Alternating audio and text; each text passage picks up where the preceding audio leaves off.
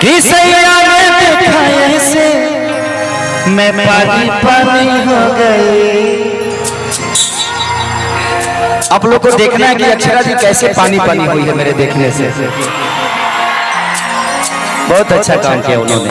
चलिए अब रवोशर के मन के बात हम समझ सकते नहीं। एक चीज के बाद पहले के पूजा में और आज के पूजा में बड़ा फर्क हो गया। पहले के हमने के माता बहन बेटी से मंदिर में जा करी है तो बड़ा खूबसूरत गीत गाते हैं, जबकि आज भी पुरनिया जब जाला हो तो बड़ा निमन गीत गाया बाबू के न्याई ओ बारे महादेव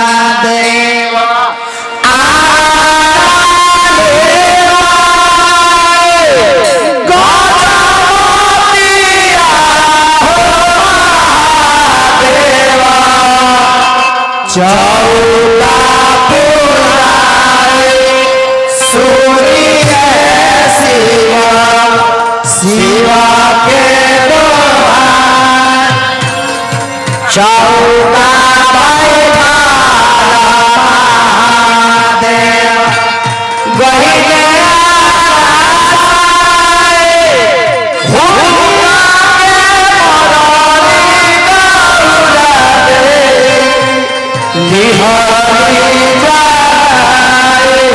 सूर्य शिवा शिवा के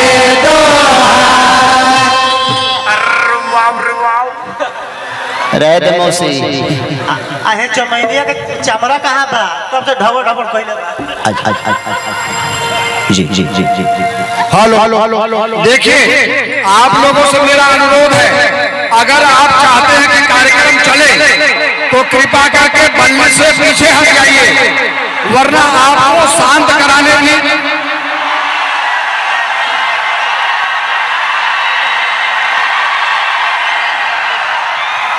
सर ये बड़े अच्छे लोग हैं, आप बिल्कुल निश्चिंत रहिए, मैं इनको बैठा लूंगा, कुछ नहीं होगा। बल्ली सर ऐसे ऐसे लोग चाइना के बॉर्डर तोड़ दे, ये बल्ली की बात हटा दीजिए।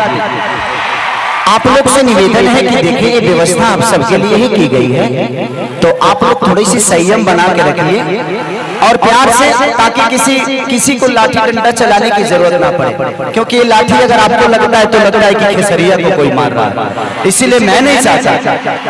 और ये प्रशासन की गरिमा है, यूपी पुलिस को मैं दिल से धन्यवाद देना चाहता हूँ कि आप लोग बड़ी अच्छी व्यवस्था के साथ हैं और हमें सबके प्रशासन से लेकर शासन तक हमें सबकी गरिमा बचा के रखना है, ताकि हम एक दूसरे को प्यार भी दे दें और एक दूसरे को कोई नुकसान भी ना पहुंचाएं। ठीक है, ठीक है। नून रोटी खाएंगे, जिंदगी संगे बिताएंगे, इसलिए हम कह रहे हैं कि खेसरिया तो तरलो से कबू मिलते रही, तरलो की कुछ हो जाए तो कि करा के हम जवाब दे, इसलिए प्लीज आप लोग इस गरिमा को बचा के रखें। ठीक है, तो पहले के हमें के माता बहन बेटी कि आजकल के लड़के जींस में टी शर्ट पहन के जब चलत रही समुद्र में तो कहते से हेलो हेलो दुर्गा माँ, हाय दुर्गा माँ, इन्हें की सकहत की प्रणाम, हेलो दुर्गा माँ। लेकिन क्या करब, आ गाना का बता सब कि ये दिल आशिकाना, ये दिल आशिकाना, माई मंदिर छोड़ के भागल बड़ी चौरा में, मैं ये करे दिल आशिक भइल हमारे जहाँ भल के नेपाल के भूकंप यूपीओ में झटका दे दी, चल है आ। लेकिन अब गाना बजाना से सेवा आ जा लो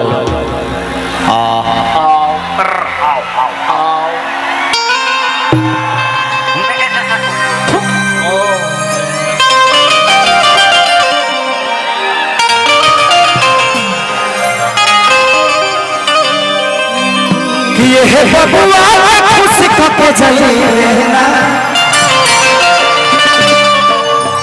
तयारा में दोबारा फिर वही देना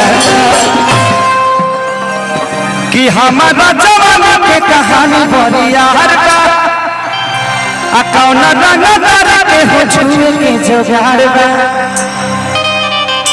कि जो चाह बाबू के कपई बेना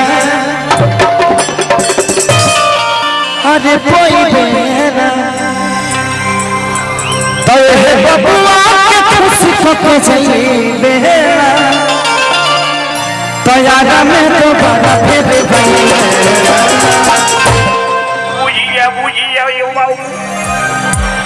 मुंह से बोल रहा तो कब मुंह से बोल दे कब वहां से कहा तो पते ना चले। हाँ छू लौकर जरूरी बा।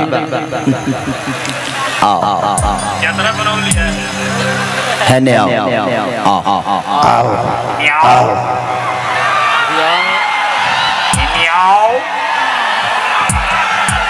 का नाम हो?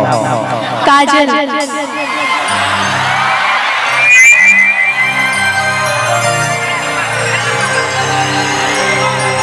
काजल नाम हो तो अब बस कर रे को चली रहे दे दर्द दिल बारू पहले सहे दे।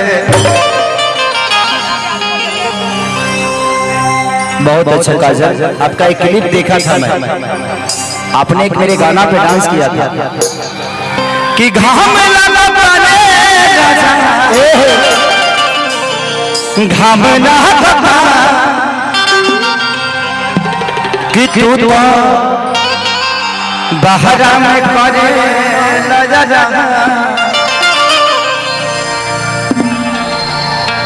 सिस्टम में हमारा